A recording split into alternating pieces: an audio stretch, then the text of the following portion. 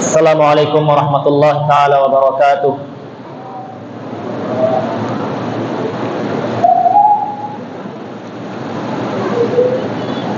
Alhamdulillahi rabbil alamin. Wassalatu wassalamu ala rasulil amin al-mab'uthi rahmatan lil alamin. Sayyidina wa maulana Muhammadin wa ala alihi wa ashabihi wa man tabi'ahum bi ihsanin ila yaumiddin wa sallama tasliman katsira. Allahumma ighfir lana wa li walidina wa li masyaikhina wa liman lahu haqqun alaina wa lil muslimin wal muslimat. Allahumma hdina lima ikhtalafa fihi minal haqqi bi idnik innaka tahdi man tasya ila siratin mustaqim. Jamaah yang dimuliakan Allah Subhanahu wa taala. Alhamdulillah hujan berkah. Mudah-mudahan Allah Subhanahu wa taala menurunkan keberkahannya untuk negeri kita yang tercinta ini. Meskipun pajak naik, Pak. Pajak naik, harga-harga barang juga naik. Mudah-mudahan Allah Subhanahu wa taala berikan kita keberkahan rezeki sehingga kita bisa mendapatkan solusi dari setiap masalah-masalah kenaikan-kenaikan ini. Kita lanjutkan pembahasan kita. Pembahasan kita itu sudah sampai pembahasan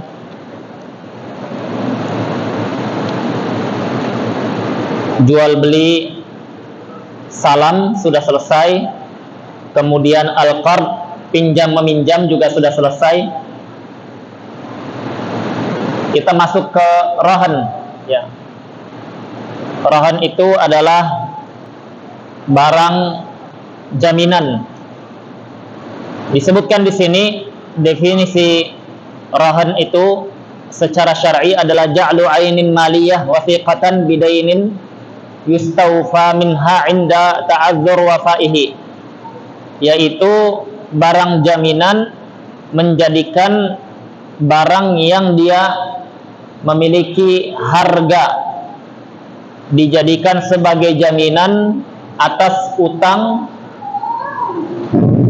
yang yustawfa minha, diambil dari benda ini setelah dijual, diuangkan ketika tidak mampu dibayar utangnya.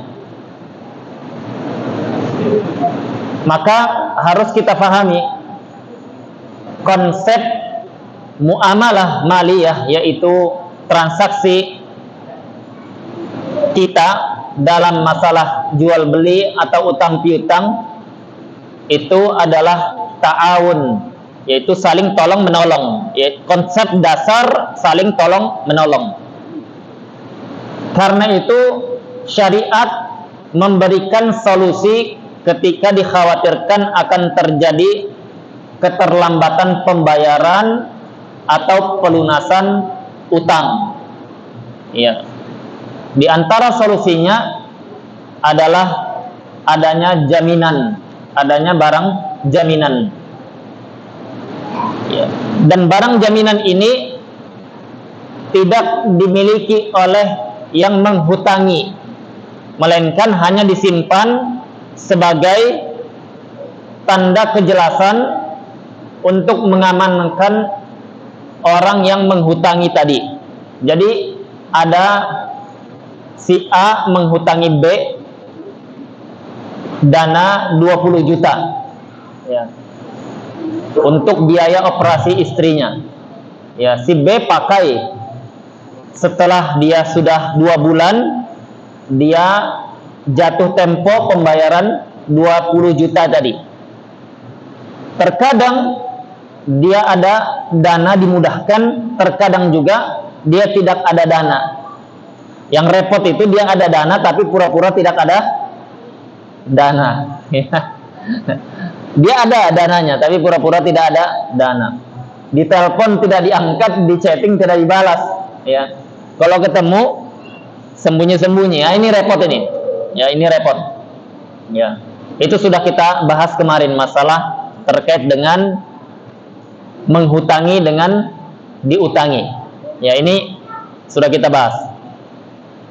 Kalau dia itu ternyata kita khawatirkan dia tidak bisa melakukan pelunasan, baik itu berupa hutang piutang atau berupa transaksi pembelian barang, maka kita ambil barang jaminan yang barang jaminan tersebut bisa diuangkan menutupi kekurangan pembayaran, bukan dengan denda, ya. Jadi konsep syariat tidak ada akad di atas akad.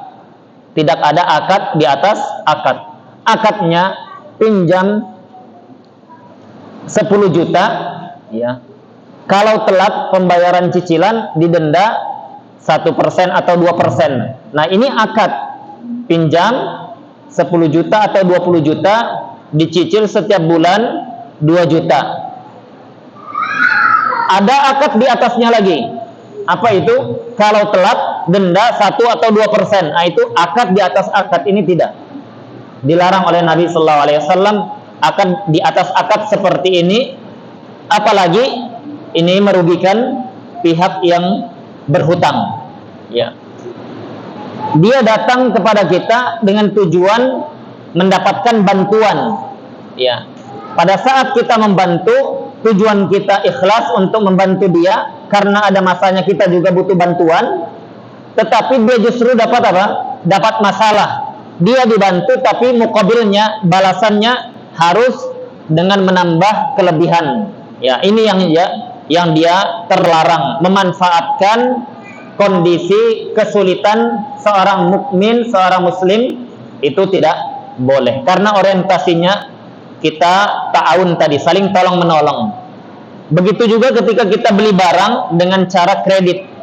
Beli barang dengan cara kredit, kita beli 10 juta, dikredit setiap satu bulan 1 juta. Ya. Kalau terjadi keterlambatan didenda. Ya, anggaplah denda hanya 10.000 per hari. Kali 1 bulan 300.000. Ya. Ini akad di atas akad. Padahal orang tersebut tujuannya mengambil cicilan agar bisa lebih murah atau lebih ringan pembiayaannya, tidak langsung sekaligus. Dia justru harus menambah kalau terjadi keterlambatan. Ya. Kalau memang kita dari awal menghitung 1 juta per bulan itu tidak masuk hitungannya, kita jangan akad 10 juta, dinaikkan sejak awal. Ya. Kalau kita mau 10 juta cash, kalau kredit 15 juta. Ya. Dia setuju, deal. Jika tidak setuju, jangan menambah akad di atas akad. Ya, itu yang pertama. Kemudian berkaitan dengan pembahasan masalah barang jaminan tadi. Barang jaminan ini tujuan utamanya adalah membiayai kekurangan pembayaran ketika ada masalah, ya. Membiayai kekurangan pembiayaan ketika ada masalah. Karena itu tidak boleh ketika ada kekurangan, ya, ada kekurangan pembayaran, kita menjual barang yang dijaminkan tanpa sepengetahuan yang berhutang. Tidak boleh. Kasus tadi kita, si A minjamkan ke si B ini, ternyata dia tempo jatuh di bulan kedua, dia tidak bisa lunasi. Dia sudah menitipkan jaminan berupa motor tertentu, ya, motor NMAX misal. Kemudian kita jual tanpa sepengetahuan si A, tidak boleh, tidak sah. Ya, itu namanya apa? Jual beli yang tidak diketahui oleh pemiliknya atau tidak diwakilkan oleh pemiliknya, itu tidak sah jual belinya, batil hukumnya. Uangnya kalau kita ambil tidak sah, tidak halal bagi kita. Orang yang menggunakan motor tersebut juga tidak halal dia menggunakannya. Ya. Maka caranya harus barang tersebut dijual, diuangkan dengan persetujuan orang yang punya barang. Ya. Kita datang, si B datang kepada si A, si B datang kepada si A. Ya. Dia bilang, ini sudah saya kasih tenggang waktu, sudah sepekan belum juga dibayar pelunasannya bulan ini. Ya, saya khawatir kalau bulan bertambah hari, maka apa? Maka akan bertambah bebannya jenengan sampean, maka barang yang dijaminkan saya izin agar dijual. Silahkan dijual sendiri atau kita jual sama-sama, ya. Atau kita jual sama-sama. Itu yang dibenarkan, ya. Itu yang dibenarkan. Kalau misalkan dia katakan saya tidak bisa menjual motor ini, tidak punya ilmu sales, tidak bisa menjual, maka boleh dia wakilkan kepada pihak lain, ya, pihak lain, termasuk orang yang menghutangi tadi, boleh dia menjual dengan wakalah, perwakilan dari orang yang punya motor NMAX tadi ini. Nah, itu aturan mainnya. Tidak boleh dia langsung dijual, ya, dijual aja motornya tanpa sepengetahuan, mentang-mentang dia punya hak di situ, tidak boleh, ya, tidak sah. Ya, oleh karenanya transaksi yang dilakukan oleh sebagian rentenir, ya, sebagian rentenir ini, mohon maaf ini, sebagian rentenir itu dia melakukan dua kesalahan fatal, ya, dua kesalahan fatal. Kesalahan yang pertama, ya, adanya bunga ketika akad. Jadi ketika pinjam 10 juta kembalinya 11 juta, atau dia tambahkan sekian persen setiap bulannya, ya. Jadi beda-beda tergantung dengan tenornya, berapa lama, semakin banyak, ya, keuntungan rentenirnya, ya. Nah, ini pelanggaran pertama, riba, tidak boleh, ya. Tidak boleh. Bagaimana solusinya, Ustaz? Kita itu mau pinjamkan dia, tapi kita berharap keuntungan. Kalau niatnya minjamkan dia berharap keuntungan, tidak ketemu memang, ya, tidak ketemu. Karena orientasinya meminjamkan uang itu adalah ukhrawi, yaitu pahala akhirat, ya. Karena bisa jadi kita satu ketika kita butuh, ya, kita butuh, ya. Karena itu hadisnya dikaitkan dengan masalah apa? Barang siapa man farraja kurbatan min kurabid dunya, farrajallahu lahu kurbatan min kurabil akhirah. Siapa yang dia membantu kesulitan saudaranya di dunia, maka Allah akan membantu kesulitannya di akhirat. Karena itu dikaitkan Rasulullah dengan apa? Dengan pahala akhirat. Tetapi kalau kita memang mau keuntungan, jangan dengan akad pinjam meminjam, yaitu dengan akad apa? Dengan akad kerja sama, ya, bisa dengan mudharabah bagi hasil, ya, bisa dengan apa? Dengan cara dia menyewa atau dengan cara jual beli, ya, atau semisalnya. Yang jelas jangan terima berupa uang, ya. Terima berupa uang bermasalah dia, ya. Contoh, kita datang ke lembaga peminjaman modal, ya, atau yang membantu permodalan lah, ya, bisa BMT atau apapun itu. Kita datang ke sana, Pak, saya butuh bantuan modal, saya UMKM, saya butuh gerobak untuk jualan bakso. Butuhnya berapa? Butuhnya kisaran 7 juta rupiah, ya. Kemudian disurvei, dia punya penghasilan, ya, kerjaannya, rekeningnya, dan seterusnya, rumahnya, itu kan bisa disurvei dulu. Oh, ini valid, dia kemungkinan dengan tenor sekian bulan dia bisa bayar cicilan per bulannya 1 juta, ya.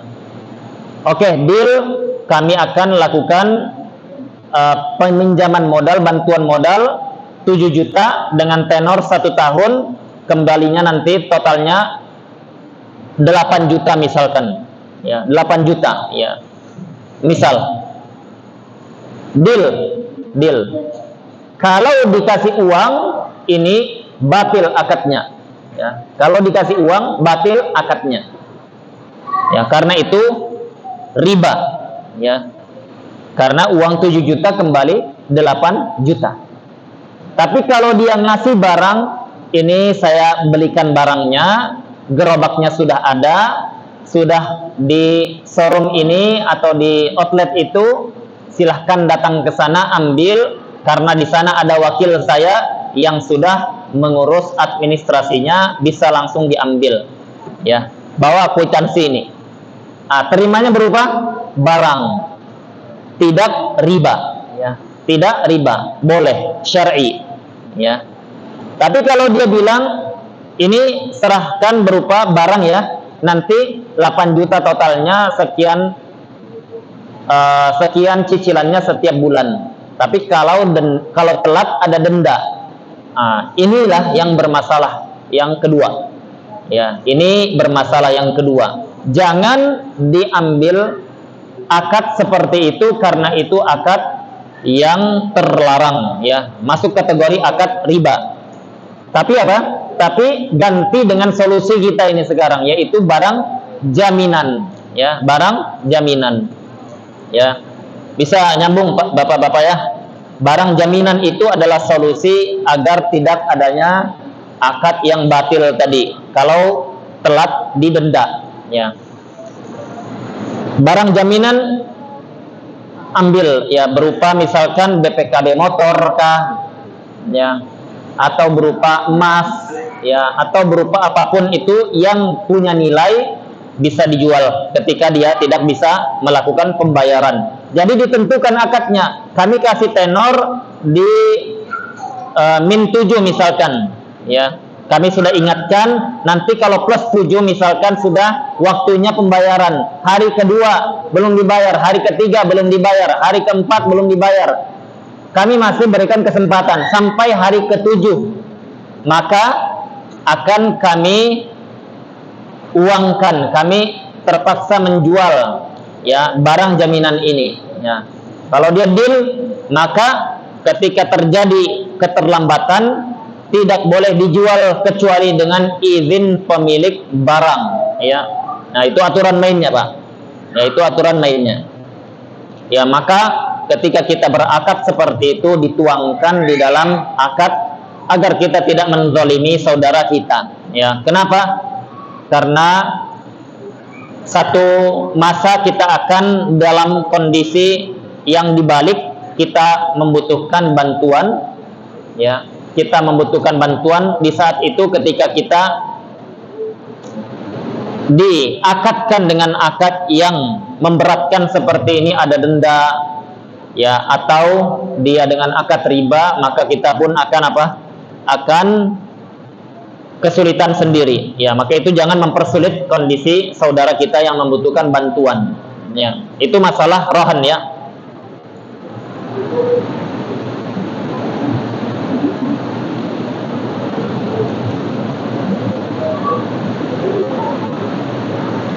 Baik.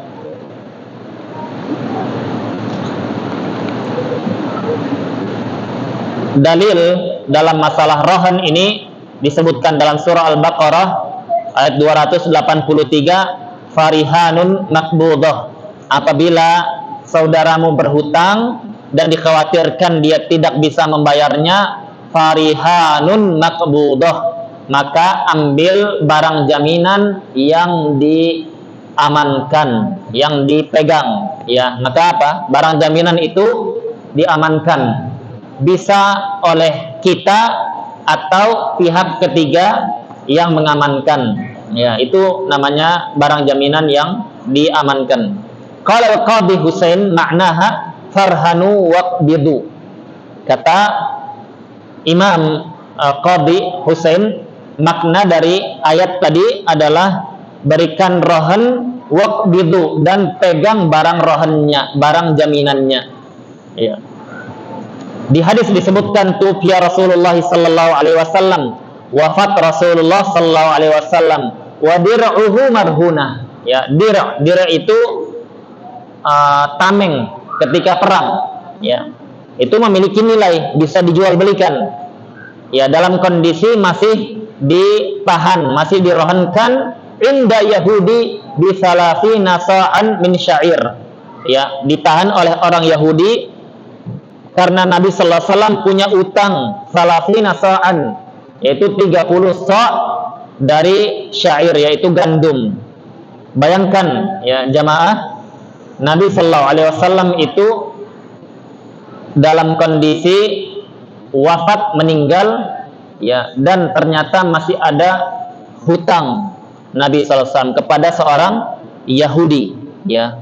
Tetapi Nabi SAW memiliki apa? Barang jaminan, yaitu berupa tameng tadi, dir, ya, tameng yang dijadikan ketika perang, yaitu terbuat dari besi buta, ya, atau sejenis baja yang dia bisa diuangkan, ya. Maka terhitung Nabi SAW dengan adanya barang jaminan tadi terlunasi ketika diuangkan, ya.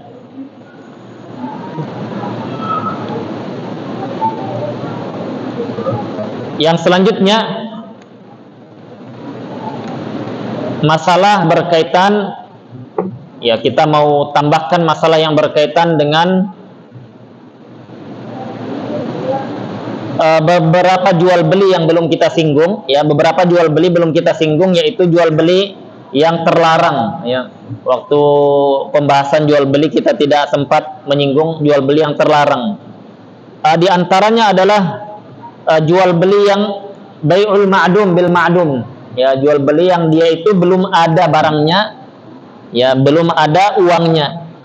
Disebutkan di sini muttafaqun alaihi, disepakati para ulama, jual beli yang dia tidak ada barangnya, ya, tidak ada uangnya, itu tidak sah jual belinya karena ada goror, ya, ketidakjelasan, ya. Contohnya dia beli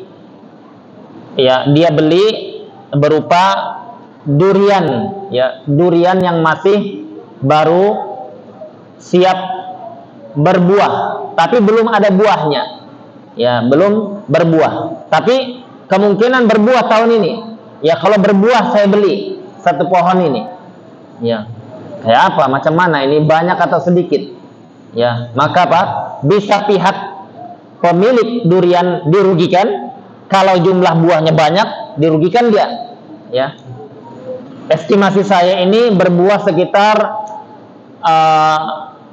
100 kilo, ya. Ternyata banyak buahnya sampai 300 kilo, rugi dia, ya.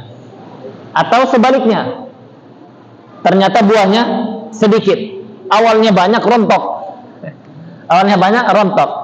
ya. Atau dicuri tetangga, ya. Kami pernah di daerah Jawa Tengah, Pak, di Lolong sana. Itu hutan durian semuanya durian. Jadi kalau kita jalan di setapaknya itu, kita takut-takut juga lihat di atas. Kalau misalkan jatuh duriannya, ya, memang durian runtuh betulan, tapi di kepala kita bahaya. Ya. Itu banyak durian yang jatuhan diambil, ya, diambil oleh pejalan kaki yang lewat. Itu kalau misalkan jatuh sehari 5 butir, 10 butir kali 1 bulan, ya, banyak itu kerugiannya. Yang seperti ini kalau dia beli belum berbuah, itu tidak sah, ya. Solusinya untuk sah bagaimana, Ustaz? Dengan jual beli salam, ya.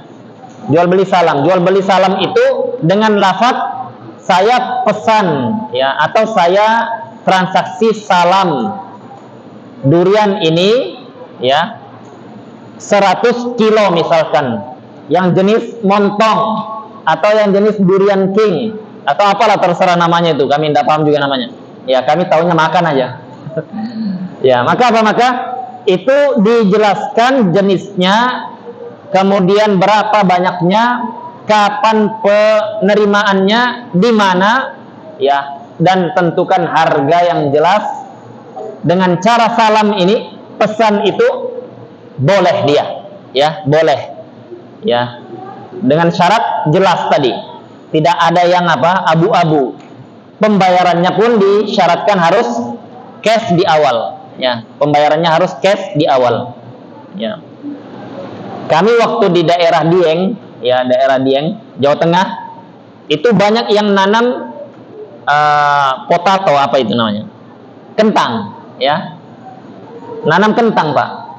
Kentang itu kan dia di dalam, ya, tertutup seperti kacang, ya kan, jadi kelihatan daun-daunnya, daunnya besar-besar hijau, belum tentu isinya besar-besar subur-subur, belum tentu, ya. Kadang di bagian bawah itu karena lembab agak busuk dia, atau dia hijau, ya, jadi kurang bagus, harganya beda, Jadi kalau kita transaksinya, ya saya beli semua yang ada di sini, ya misalkan, tapi masih kelihatan pucuknya, belum ada isinya, maka tidak sah, masuk kategori yang dilarang Rasulullah SAW.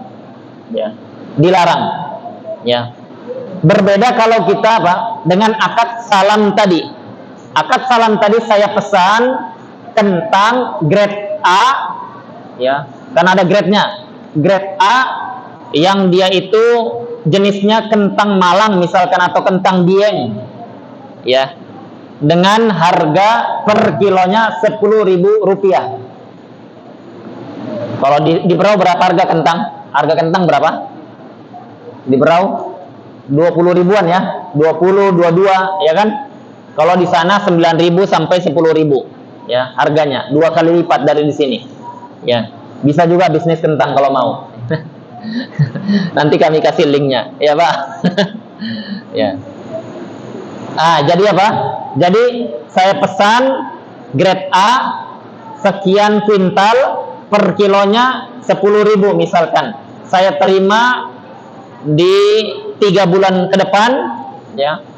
Ini baru ditanam ini 3 bulan ke depan, karena dia biasanya itu 3 bulan sampai 4 bulan, ya. Itu kentang. Jadi kami terima 3 bulan ke depan. Untuk biaya ongkos angkut dari tempat sampai ke gudang saya itu Bapak yang tanggung, ya. Dia hitung-hitung 10.000 masuk tidak? Oh masuk, ya. Maka sah kalau dia bayar cash di awal, ya. Sah. Kalau dia tidak bayar cash di awal tidak sah, ya, tidak sah. Kenapa tidak sah? Belum ada barang dan belum ada uang, belum ada pembayaran, maka Nabi SAW melarangnya. Nah, Rasulullah SAW antuba samarahat tatu'am. Nabi SAW melarang dijual buah itu sampai dia sudah layak dikonsumsi, ya, sudah layak dimakan, udah jelas, ya. Wala yuba' suf ala zahrin, tidak boleh juga jual suf, yaitu bulu domba yang masih dengan dombanya, ya. Ini nanti bulunya banyak atau sedikit, kemudian kualitas bagus atau tidak boleh, ya. Harus dipisah dulu, ya. Wala laban fi dhara', tidak sah juga jual beli susu hewan, kambing kah, sapi kah, yang masih ada dengan yang masih belum diperah, ya, masih belum diperah. Dilarang oleh Rasulullah SAW. Yaitu jual beli yang terlarang. Yang pertama, jual beli yang belum ada barangnya dan belum ada pembayarannya, dan sudah kita kasih solusinya dengan cara salam tadi, pesan barang dan wajib dibayar.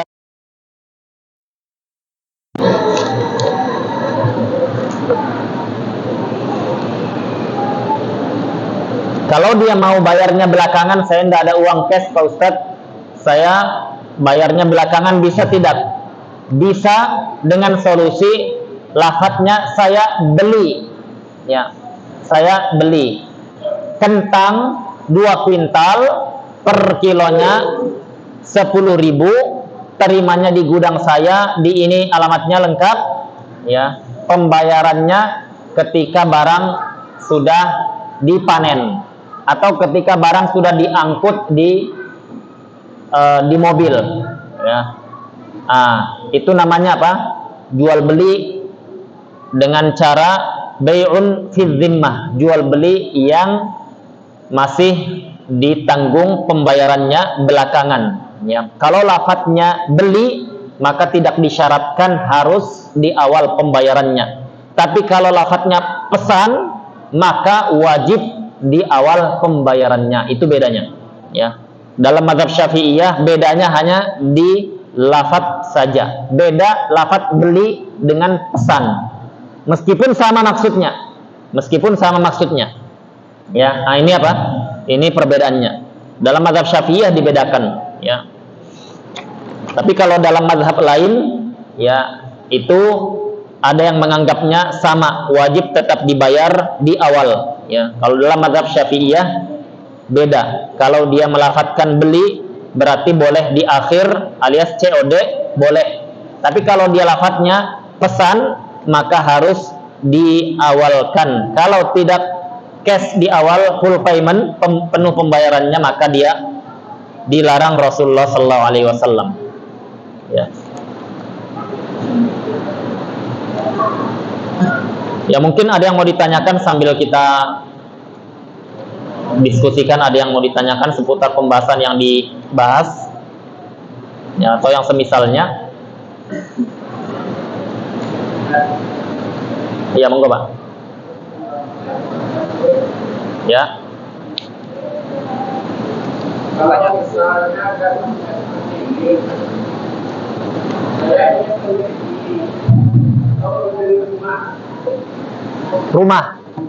rumah, oke. Saya ingin membeli rumah, yaitu dengan cara membeli ke sebelumnya ke ini pemborong, oke. Ya. Harga rumah sebelumnya mungkin 500 juta. Oke. Nah, kemudian untuk cara saya membayarnya adalah dengan cara saya meminjam uang ke bank. Ya.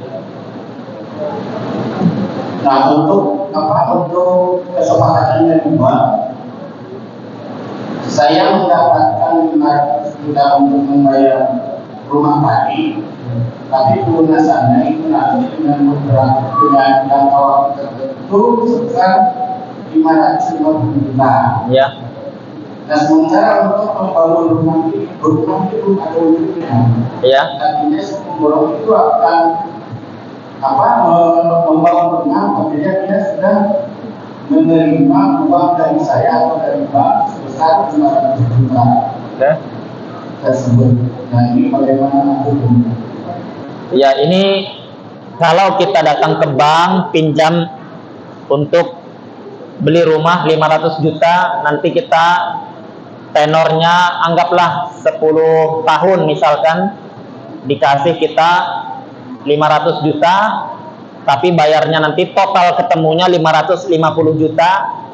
Nah, 50 juta itu manfaat yang diterima bank dan itu riba. Ya, itu tidak boleh. Sepakat Pak para ulama dalam masalah ini, tidak ada khilaf.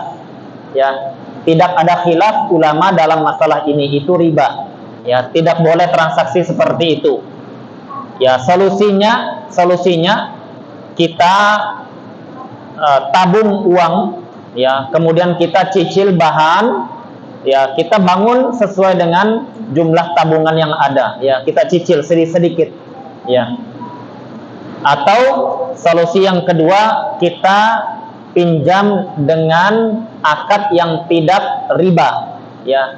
Saya pinjam dana untuk bangun rumah, ya. Bapak mau pinjami ada keuntungan atau tidak ada? Oh, enggak apa-apa. Saya percaya kamu kan sudah baik dengan keluarga saya. Ini saya pinjamkan 300 juta untuk bangun rumah. Kembali 300 juta. Nah, ini alhamdulillah ini. Sujud syukur kita kalau ada yang seperti ini. Ya. Kalau dia bilang, "Oh, saya mau keuntungan," maka jangan terima uang.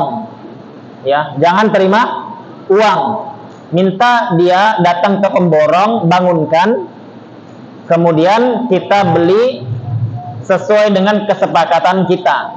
Total dia bangun 500 juta. Kita beli 550, 600, terserah, tergantung kesepakatan. Nah, itu akad syar'i. Ya, itu akad syar'i. Ya, itu solusi dalam syariat kita. Kalau tidak ada yang mau seperti itu, ya, nabung Pak kalau begitu. Ya, kita tabung dana kita. Saya kalau nabung berapa puluh tahun baru bisa punya rumah. Ya, memang berarti kita belum mampu buat rumah berarti. Ya, kalau belum mampu, terpaksa memang kita harus ngontrak dulu, jadi kontraktor berarti ya. Ini kami juga pernah jadi kontraktor. Ya, ngontrak dari satu gang ke gang yang lain. Ya. kontraktor itu namanya. Ya, ya, tidak ada solusinya. Jadi dalam syariat kita itu aturan mainnya, ya, boleh muamalah dengan bentuk apapun selagi tidak melanggar syariat. Ya, nah itu aturan mainnya. Ya, dan tidak semua masalah harus ada solusinya. Ya, tidak semua masalah harus ada solusinya dalam syariat.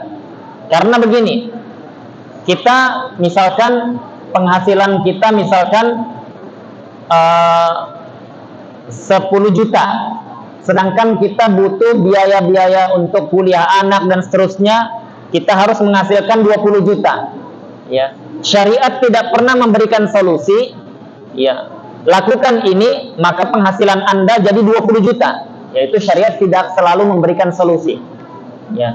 Jadi apa? Jadi hukum asalnya kita melihat kondisi kita.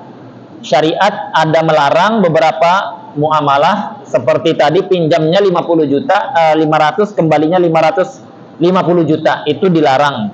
Ya, solusinya ada, yaitu dengan cara kita cicil bahan atau dengan cara kita pinjaman syar'i, yaitu tanpa bunga. Ya, kalau ada seperti itu alhamdulillah. Tapi kalau tidak ada, maka dengan cara dia bangunkan rumah, kemudian kita beli rumah tersebut dengan dicicil, tergantung kesepakatan. Ya, tergantung kesepakatan. Ya, nah, itu dalam fikih seperti itu. Baik, ini ada pertanyaan. Assalamualaikum Ustaz. Waalaikumsalam warahmatullahi. Mohon penjelasan jual beli inah terkait perubahan akad. Ya. Jual beli inah yang dilarang oleh Nabi sallallahu alaihi wasallam. Ya, kata Nabi sallallahu alaihi wasallam, "Idza tabayatum bil inah," apabila kalian jual beli dengan cara inah, wa akhadtum adnabal baqar, kalian sudah sibuk dengan urusan persawahan, rabitum bizara, dan kalian sudah sibuk urusan jual tanam menanam, wa taraktumul jihad, kalian tinggalkan jihad fisabilillah, sallallahu alaikum dhulla, maka kalian akan ditimpakan Allah kerendahan, kehinaan. La yarfa'uhu hatta tarji'u ila dinikum, Allah tidak angkat kehinaan tersebut sampai kalian kembali ke agama kalian. Ya, maka jual beli inah yang dimaksud Nabi sallallahu alaihi wasallam itu adalah jual beli dengan cara ribawi, yang diakal-akali. Ya, datang orang ke konter, "Mas, saya butuh handphone yang harga 5 juta. Oh, dicarikan. Ini bagus ini. Nggak usah sebut merek ya. Ya. Ini. Oh, ini dengan harga 5 juta kalau di cash. Kalau dicicil totalnya 6 juta selama setahun. Ya, selama setahun. Oke, saya ambil dengan cara kredit aja lah. Ya, setahun 6 juta. Ya, cicilannya sekian per bulan. Ya. Diambil ini sudah. Diambil. Dicek barangnya, oh bagus sudah. Ya. Setelah dia sudah cek, dia bilang, "Mas, begini, saya ada kebutuhan. Ya, kebutuhan saya entah apa, beli beras lah atau ya terserah kebutuhannya. Anak saya mau kuliah, mau sekolah. Saya jual lagi ini, enggak apa-apa, saya rugi. Ya, ini saya jual, tapi jual cash. Saya jual 4 juta saja. Ya, 4 juta. Kan kalau cash tadi 5 juta, ini saya turunkan 1 juta, 4 juta aja. Nah, ini kan belum ada sama sekali dipakai, belum ada segala macam, tinggal masnya baikin segelnya, bisa dijual lagi dengan harga 5 juta. Oh, kalau seperti itu mau kami. Ya, dikasih cash 4 juta, tapi dia punya tanggungan 6 juta tenor 1 tahun. Ini jual beli inah namanya, Pak. Ya, ini jual beli yang mengakal-akali riba. Alat ini, barang ini sebenarnya bukan tujuan, ya. Dia hanya ingin saya pinjam 4 juta, kembali 6 juta, begitu intinya. Ya, paham ya? Pinjam 4 juta, kembali 6 juta. Tapi kalau pinjam berupa uang kan tidak boleh, katanya para ulama. Jadi kami ambil barang, ambilnya barang, ya, untuk mengakal-akali syariat tadi. Nah, ini terlarang. Ini dilakukan oleh orang-orang jahiliyah dahulu, Pak. Ya, dia tidak butuh barang, dia butuhnya uang. Ya. Apakah boleh kalau barang ini kita bawa ke counter sebelahnya? Ke counter sebelahnya saya jual, boleh hukumnya. Ya, kita bawa keluar counter di sebelahnya atau ketemu orang di jalan, ini barunya, lihat 6 juta harganya. Ini lihat notanya, baru. Lihat tanggalnya, menitnya, baru 5 menit yang lalu saya beli. Saya jual harga rugi 4 juta rupiah. Boleh tidak? Boleh. Ya, boleh. Ya, karena apa? Karena dia transaksi dengan orang yang berbeda. Ya, kalau ini dia orang yang sama, dia mengakal-akali syariat. Ya, itu jual beli inah. Yang pertama haram, yang kedua boleh. Hukum memakai barang jaminan. Barang jaminan tidak boleh dipakai, ya. Barang jaminan tidak boleh dipakai. Contoh, dia jaminkan berupa NMAX-nya tadi, ya. Kemudian tujuan NMAX ini untuk jaga-jaga kalau dia tidak bisa bayar tepat waktu. Ya. Tujuannya cuma itu, bukan untuk dimanfaatkan. Kalau dimanfaatkan barang ini, ya, dimanfaatkan barang ini, saya pinjamkan uang 10 juta tapi jaminannya NMAX, dan kalau selama belum dibayar, ya, maka saya pakai NMAX tersebut. Nah, itu jatuh hukum jual beli terlarang, yaitu mengambil manfaat dari apa? Mengambil manfaat dari pihak yang transaksi dengan kita dengan menggunakan barangnya. Tidak boleh, ya. Kalau dia mau pakai, boleh dengan cara akad sewa barang, ya, boleh dia pakai dengan cara akad sewa barang, ya, atau dia kurangi utangnya, ya. Ini saya pakai selama sebulan, ya. Sebulan itu saya hitung 1 juta, utang saya 20 juta, jadi 19 juta berarti. Nah, boleh. Jadi harus dengan akad kalau dia ini. Karena ini tidak boleh dimanfaatkan karena utang kita berkaitan dengan 20 juta, ini hanya barang jaminan, bukan untuk dimanfaatkan, ya. Kemarin ada yang bertanya tentang masalah salatul awwabin, ya. Kalau pernah dengar istilahnya salatul awwabin, ya, itu kalau definisinya di dalam mazhab Syafi'iyah itu adalah salat sunnah yang dilakukan antara maghrib dengan isya, ya, salat sunnah yang dilakukan antara maghrib dengan isya. Jadi seperti sekarang, Pak, ya, salat sunnah awabin. Awabin itu apa? Awabin itu orang yang suka kembali kepada Allah, orang yang dia bertaubat kepada Allah, orang yang dia mengakui kesalahan-kesalahan dosa-dosanya, itu namanya awabin. Ya, disebutkan Allah Subhanahu wa taala, Nabi Ayub itu dia awab orangnya. Awab itu apa? Orang yang suka kembali kepada Allah, yang dia ketika ada lalai, kurang berzikir dan semisalnya.